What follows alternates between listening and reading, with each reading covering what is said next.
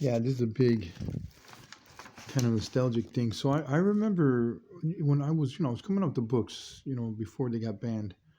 And I was sitting in, one of the studios of Time Warner.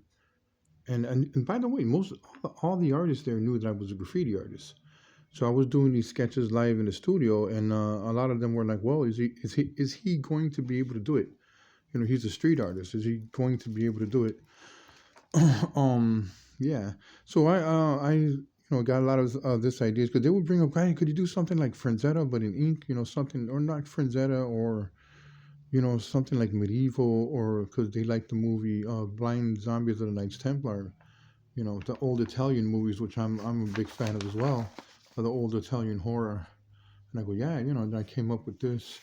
I like the Death Dealer painting from Franzetta, and I wanted to have a kind of a little bit of a kind of a homage there, you know.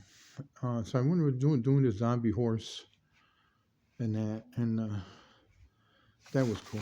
I just started talking about this guy's really, because I was a graffiti artist, they're like, really having a bad um kind of a judgmental thing about that, and when I had done this one, um they really liked that I kind of proved myself that I could actually do the work that they wanted, especially when I was running the storyboards and all that. But I would do the detailed, I have seen The Last Temptation of Christ, which I really like that movie. And there's a part where Jesus Christ pulls out his heart. Well, William Defoe, and that gave me the idea to do that because I'd watched that the previous night before I did this. Then when they dragged me in studio, I was out here doing this, and yeah, that was pretty cool.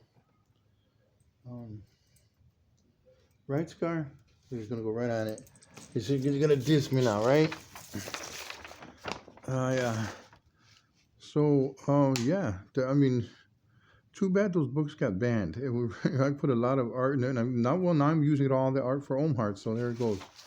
I had to wait for all that copyright to go back to me.